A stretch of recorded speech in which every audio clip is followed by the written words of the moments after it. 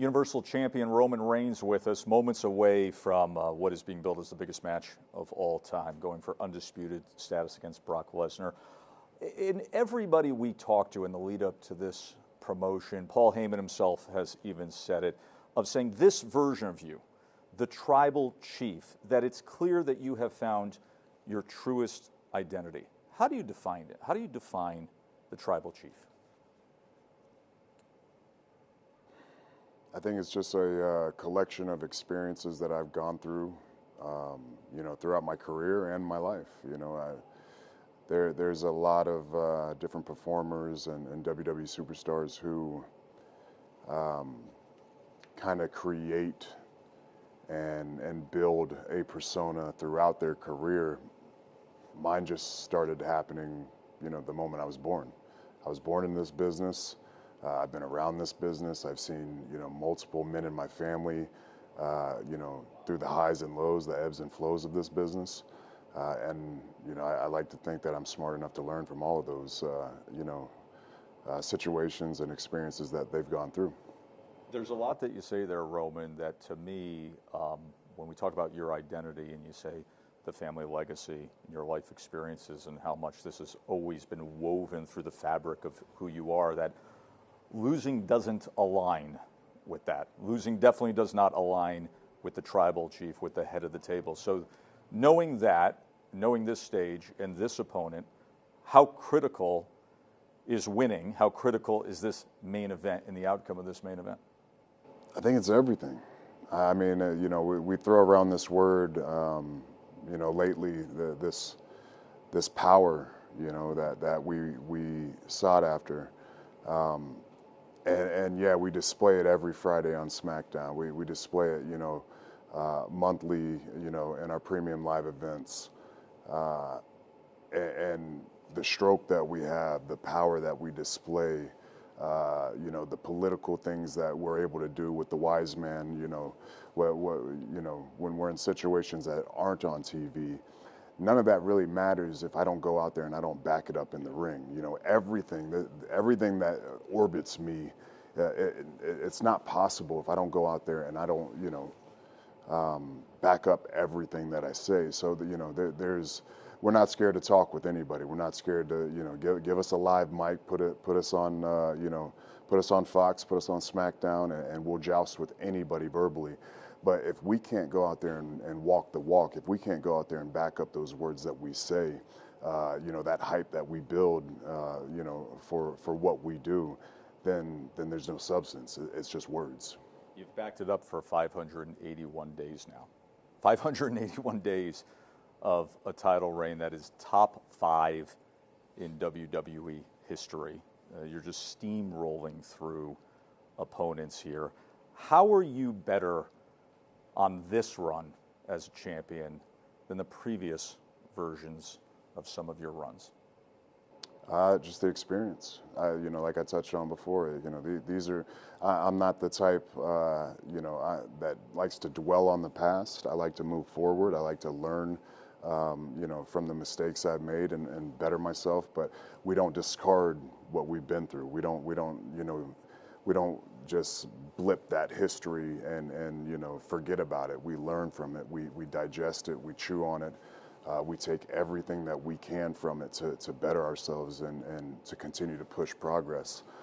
So I think just it's like simple math. It's what every human should be doing, learning from their past, learning from the experiences that they've gone through, and better themselves to push forward and create something even bigger. This is a very thoughtful, reflective version of you, who's taking it all in, being honest with us in your assessments. The guy who was sitting in this chair before you, your opponent at WrestleMania, Brock Lesnar, was seething when he was talking about this match, was coming forward and saying this is personal, especially because of the role that Paul Heyman plays as your special counsel. In any way, is this personal for you when you look across and you're going to be opposite Brock? It's only personal for him because it's personal for me. It's only personal for him because I made it personal for him. And that's exactly how we want it. We want him seething. We want him pissed. We want him overthinking everything. We want him emotional. because for me, it's systematic. You know, I've manifested it, I've envisioned it, I've put myself through every type of experience and drill that we need to be ready for this moment. And that's exactly what we want. We want Brock to take his eye off the ball, because as soon as he does that, he can't touch us. You know, he's out of his game plan. And especially for someone like Brock, he's a he's a tenured athlete, a world-class athlete who's used to that structure, used to that training, and keeping that focus, keeping that game plan all the way from, you know, the squared circle in WWE to the octagon in UFC. He's a guy who has been just drilled on what to do, and as an athlete, he follows that game plan. But when he's dealing with the tribal chief, when he's dealing with his old advocate, and the upgraded wise man, as I like to look at him, he's in his emotions right now, which takes him out of his head, and he's in his heart. And when you're dealing with somebody as good as me in that ring, someone as experienced as me, someone who's been in every situation imaginable, and a lot of those situations are due to Brock Lesnar. This is a monster that he had a huge hand in creating. You know, as a world-class athlete, as an elite level athlete like myself, I understand where Brock's coming from. But I also looked at the advantages that he's had. And one of the big ones was Paul Heyman. So I stole that from him, stripped it from him. And now he's by himself. Now he's alone in this Shark Tank. You are not bashful when it comes to monikers, when it comes to catchphrases, when it comes to signature lines, and we've been seeing God mode a lot. Explain that to me. Where's it come from? What's it mean to you? God mode is simple, man. It's greatness on a different level. You know, we've seen it so many times. The GOAT moniker, the GOAT, title has been thrown around so much. So for me, I wanted to be put in that category. I wanted to be in that conversation. But once you get in that conversation, how do you move the goalpost back? How do you push that finish line back even further? Can we talk about some of those levels? Because this is a weekend where it's very evident the strata that exists in the history of WWE. A weekend in which The Undertaker has a sustained standing ovation going into the Hall of Fame of 12, 13, 14 minutes before he even can say a word. A weekend in which the promotional buzz, a lot of it beyond you guys, obviously as the headliners, is Stone Cold coming back in front of a crowd after 19 years away from WrestleMania. So you think of those all-time legends. Where is this all headed for you? And how critical is this weekend in this main event in defining that?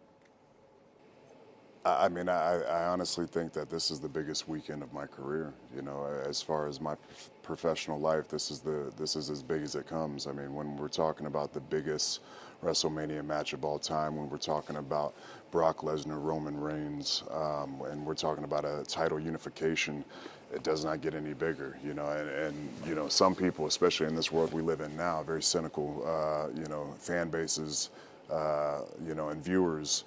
They're always going to try to pick at it, but there's no exaggeration here. It is what we bill it as. We're not trying to fluff this thing up. We're not trying to make it something that it's not. This is the biggest match in WrestleMania history. This company is more lucrative than it's ever been. We're a billion-dollar industry, and you're looking at the two men who back that up on a weekly basis, and me even more so.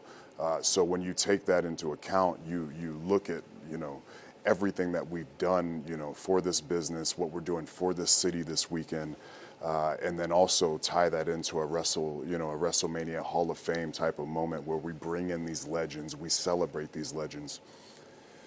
We're here to celebrate them, but they're also here to celebrate us and what we're doing, how we're driving this thing forward, how we're taking it to heights that's never been seen. I mean, when it comes down to it, like I said, this is a billion-dollar industry.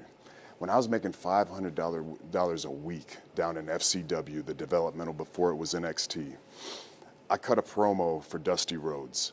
And I don't remember all of it, but I pretty much said, I'm a walking $1 billion check. And everybody looked at me like, what the heck? This guy's crazy. What's he talking about? He's a $1 billion check. Dream knew exactly what I was. Everybody else, they were, at the time they were my peers. You know what I mean? They had no clue what was happening. Now they're beneath me. But Dream at the time, a Hall of Famer, a bona fide draw, someone who drove the business forward, he understood what I was talking about. And 10, 11 years later, look what's happening here. So, when it comes to being a Hall of Famer, being a legend in this game, my work speaks for itself. Champ, final question. When the nearly 100,000 people here at AT&T Stadium leave after your match, what will they be saying about you? He's the greatest of all time. Not because he said it, not because many others said it. It's because I back it up with every performance.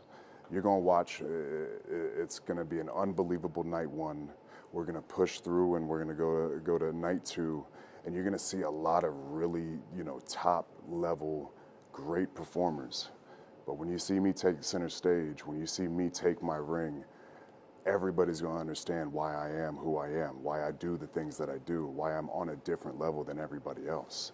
All the way from the little things to the huge aspects of this presentation. I check every single box, and there's not going to be anything that that's done out there that's going to be a disconnect with the statement that I'm the greatest of all time. Roman, thanks for your time. Best of luck. Always good to visit with you. Yeah, you too. Thank you.